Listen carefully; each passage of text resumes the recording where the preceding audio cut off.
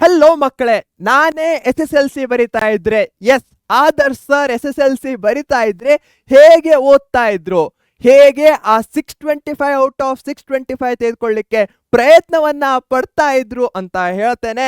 ಹಾಗಾದ್ರೆ ವೇಟ್ ಮಾಡದೆ ಸ್ಟಾರ್ಟ್ ಮಾಡೋಣ. ವಿಡಿಯೋವನ್ನ ಲೈಕ್ ಮಾಡೋದನ್ನ ಮರಿಬೇಡಿ. ಫಸ್ಟ್ ಸ್ಟೆಪ್ ಏನ್ ಮಾಡ್ತಾ ಇದ್ದೆ, ನಾನು ಸಿಂಪಲ್ ಆಗಿ ನನ್ನ ಹತ್ರ ಇದ್ದದ್ದು ಫಸ್ಟ್ ಸ್ಟೆಪ್ ಅಲ್ಲಿ ಎರಡು ಆಪ್ಷನ್ಸ್ಗಳು, ಒಂದು ಟೆಕ್ಸ್ಟ್ ಬುಕ್ಕು, ಮತ್ತೊಂದು ಒನ್ ಶಾರ್ಟ್ ವಿಡಿಯೋಸ್ಗಳು.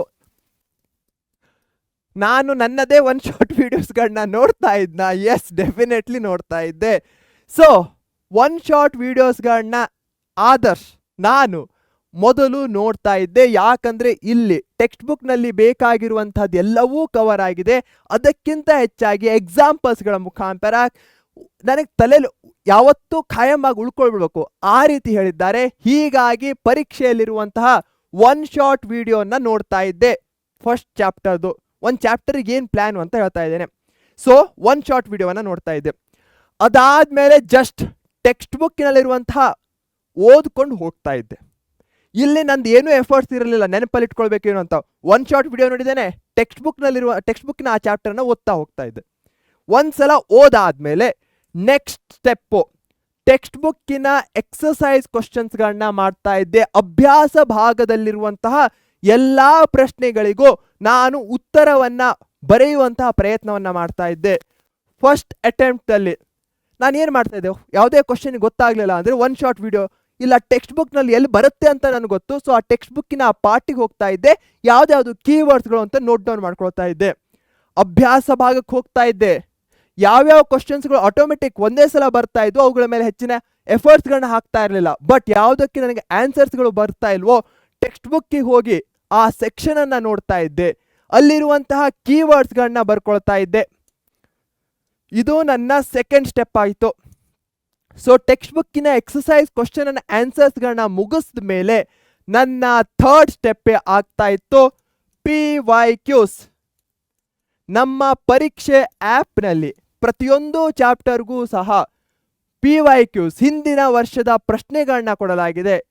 ಯಾಕೆ ನಾನು ಇವೆರಡೂ ಸ್ಟೆಪ್ ಆದಮೇಲೆ ನೋಡ್ತಾ ಇದ್ದೆ ಅಂದರೆ PYQsಗಳು ನನಗೆ ಮೋಸ್ಟ್ಲಿ ಪ್ರಾಕ್ಟೀಸು ಹಾಗೆ ಯಾವುದು ಇಂಪಾರ್ಟೆಂಟ್ ಅಂತ ತಿಳಿಸ್ತಾ ಇತ್ತು.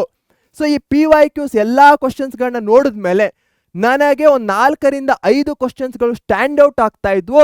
ಒಂದು ಸಪ್ರೇಟ್ ನೋಟ್ಬುಕ್ನಲ್ಲಿ ಆ 5 ಕ್ವಶನ್ಸ್ಗಳನ್ನ ಮೋಸ್ಟ್ ಇಂಪಾರ್ಟೆಂಟ್ ಕ್ವಶನ್ಸ್ಗಳು ಅಂತ ನಾನು ಬರಿತಾ ಇದ್ದೆ. ಇದೇ ನನ್ನ ನೆಕ್ಸ್ಟ್ ಸ್ಟೆಪ್ ಆಗ್ತಾ ಇತ್ತು. PYQsಗಳನ್ನ ನೋಡೋದು ಎಲ್ಲಿಂದ, ನಮ್ಮ ಪರೀಕ್ಷೆ ಆ್ಯಪ್ನಿಂದ. ಒಂದು ಸಪ್ರೇಟ್ ನೋಟ್ಬುಕ್ನಲ್ಲಿ ಇಷ್ಟೆಲ್ಲ ಓದಾದ್ಮೇಲೆ ನನಗೆ ಯಾವ್ದು ಅನಿಸ್ತಾ ಇದೆ 5ರಿಂದ 6 ಕ್ವಶನ್ಸ್ಗಳು ಎಕ್ಸಾಮ್ನಲ್ಲಿ ಬರುವಂಥ ಹೆಚ್ಚಿನ ಚಾನ್ಸಸ್ಗಳಿವೆಯೋ ಅವುಗಳನ್ನ ಒಂದು ನೋಟ್ಬುಕ್ನಲ್ಲಿ ಬರಿತಾ ಇದ್ದೆ. ಯಾಕಂದರೆ ಎಕ್ಸಾಮ್ನ ದಿನ ನಾನು ಈ ಕ್ವಶನ್ಸ್ಗಳನ್ನ ಯಾವುದೇ ಕಂಡೀಷನ್ದಲ್ಲೂ ಮಿಸ್ ಮಾಡಬಾರ್ದು ಅನ್ನೋದು ನನ್ನ ಮನಸ್ಥಿತಿ ಆಗ್ತಾ ಇತ್ತು. ಇಷ್ಟೆಲ್ಲ ಆದಮೇಲೆ PYQs ಆಯಿತು, ಆ್ಯಪ್ ಆಯಿತು, LBA ನಂದು ಒಂಥರ ಟೆಸ್ಟ್ ಇದ್ದಂಗೆ. LBAದಲ್ಲಿ ಪ್ರತಿಯೊಂದು ಚಾಪ್ಟರ್ಗೂ 20, 25, 30 ಈ ರೀತಿ ಕ್ವಶನ್ಸ್ಗಳಿವೆ. ಈ ಎಲ್ಲ ಸ್ಟೆಪ್ ಆದಮೇಲೆ ನನಗೆಲ್ಲ ನಾಲೆಜ್ ಗೊತ್ತು. ಹೀಗಾಗಿ LBAಸ್ಗಳಲ್ಲಿರುವಂತಹ ಕ್ವಶನ್ಸ್ಗಳನ್ನ ನಾನು ಅಟೆಂಪ್ಟ್ ಮಾಡ್ತಾ ಇದ್ದೆ. ಆವಾಗ ನನಗೆ ಗೊತ್ತಾಗ್ತಾ ಇತ್ತು ಎಷ್ಟು ನಾನು ಥೊರೋ ಆಗಿದ್ದೇನೆ, ಎಲ್ಲಿ ನಾನು ಹಿಂದಿದ್ದೇನೆ. ಬಟ್ ಇದನ್ನ ಟೆಸ್ಟ್ ರೀತಿ ನಾನು ಕನ್ಸಿಡರ್ ಮಾಡ್ತಾ ಇದ್ದೆ. ಯಾಕಂದ್ರೆ LBAಸ್ಗಳನ್ನ ಓದೋದಲ್ಲ, LBAಸ್ಗಳನ್ನ ಓದಬೇಡಿ, ಇದನ್ನ ಪ್ರಾಕ್ಟೀಸ್ಗೆ ಯೂಸ್ ಮಾಡಿ ಅಂತ ನಾನು 1000 ಸಲ ಹೇಳಿದ್ದೇನೆ. ಅದಕ್ಕೋಸ್ಕರನೇ ಲಾಸ್ಟಲ್ಲಿ LBAಸ್ಗಳ ಮುಖಾಂತರ ಟೆಸ್ಟ್ ಮಾಡ್ತಾ ಇದ್ದೆ. ಅದಾದಮೇಲೆ ಫ್ರೀಕ್ವೆಂಟ್ ಆಗಿ ರಿವಿಷನ್ನು. ಈ ಒಂದು ಚಾಪ್ಟರ್ ಮುಗೀತಂದರೆ ಎಕ್ಸಾಮನ್ನ ಹಿಂದೆ ನೋಡೋದಲ್ಲ, ಮತ್ತೊಂದು ವಾರ ಬಿಟ್ಟು ಈ ಮೋಸ್ಟ್ ಇಂಪಾರ್ಟೆಂಟ್ ಕ್ವಶನ್ಸ್ಗಳಿರಬಹುದು. ಈ LBAಸ್ಗಳಲ್ಲಿ ಎಲ್ಲ ಕ್ವಶನ್ಸ್ಗಳು ನನಗೆ ಬರ್ತಾ ಇವೋ, ಎಲ್ಲ ಕೀವರ್ಡ್ಸ್ಗಳು ನೆನಪಿವೋ ಅವುಗಳನ್ನ ಚೆಕ್ ಮಾಡ್ತಾ ಇದ್ದೆ. ಅದೇ ರಿವಿಷನ್ ಆಗ್ತಾ ಇತ್ತು. ಸೊ ಆದರ್ಶ್ ನಾನು ಏನಾದರೂ SSLC ಬರಿತಾ ಇದ್ದರೆ ಮೊದಲು ಒನ್ ಶಾರ್ಟ್ ವಿಡಿಯೋ ನೋಡ್ತಾ ಇದ್ದೆ. ಅದಾದಮೇಲೆ ಟೆಕ್ಸ್ಟ್ ಬುಕ್ಕಿಗೆ ಬರ್ತಾ ಇದ್ದೆ ಜಸ್ಟ್ ರೀಡ್ ಮಾಡಲಿಕ್ಕೆ. ಟೆಕ್ಸ್ಟ್ ಬುಕ್ಕಿನ ಎಕ್ಸಸೈಸ್ ಅಭ್ಯಾಸ ಭಾಗವನ್ನು ಅಟೆಂಪ್ಟ್ ಮಾಡ್ತಾ ಇದ್ದೆ, ಎಲ್ಲ ಕೀವರ್ಡ್ಸ್ಗಳನ್ನ ಬರಿತಾ ಇದ್ದೆ.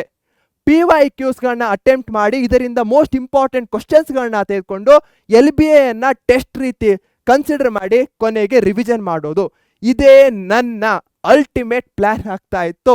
ಈ ಪ್ಲ್ಯಾನ್ನ ಜೊತೆಗೆ ನೀವು ಸಹ ಇದ್ದೀರಾ ಅಂದರೆ ವಿಡಿಯೋವನ್ನು ಲೈಕ್ ಮಾಡಿ, ಇದರಿಂದ ನನಗೂ ಸಹ ಗೊತ್ತಾಗುತ್ತೆ ಯು ಆರ್ ವಿತ್ ಮೀ ಅಂತ. ಹಾಗೆ ಇಂತಹದೇ ವಿಡಿಯೋಗಳಿಗೋಸ್ಕರ ನಮ್ಮ ಪರೀಕ್ಷೆ ಚಾನಲನ್ನು ಸಬ್ಸ್ಕ್ರೈಬ್ ಮಾಡಿ. ಎಲ್ಲದಕ್ಕಿಂತ ಹೆಚ್ಚಾಗಿ ಖುಷಿಯಾಗಿರಿ. ಮುಖದಲ್ಲಲ್ಲ, ಬಾಯಲ್ಲಿ 32 ಹಲ್ಲುಗಳಿವೆ. ಮುಖದಲ್ಲೇ ಅಲ್ಲ, ಬಾಯಲ್ಲಿ 32 ಹಲ್ಲುಗಳಿವೆ. ಸೊ ಜಗತ್ತಿಗೆ ಯಾವತ್ತೂ ತೋರಿಸ್ತಾ ಇರಿ. ಅಂದ್ರೆ ಅರ್ಥ ಏನು? ನಗ್ತಾ ಇರಿ, ನಗಿಸ್ತಾ ಇರಿ, ಖುಷಿಯಾಗಿರಿ. ಇದೇ ಜೀವನದ ಮೋಟೋ. ಆ್ಯಂಡ್ ಇದೇ ನೋಟ್ನಲ್ಲಿ ಬಾಯ್ ಅಂತ ಹೇಳೋ ಸಮಯ. Take care, thank you, bye bye.